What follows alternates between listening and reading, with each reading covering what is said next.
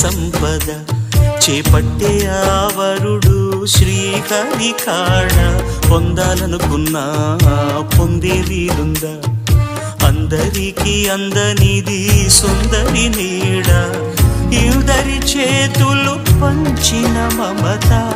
పచ్చగా పెంచిన పూలత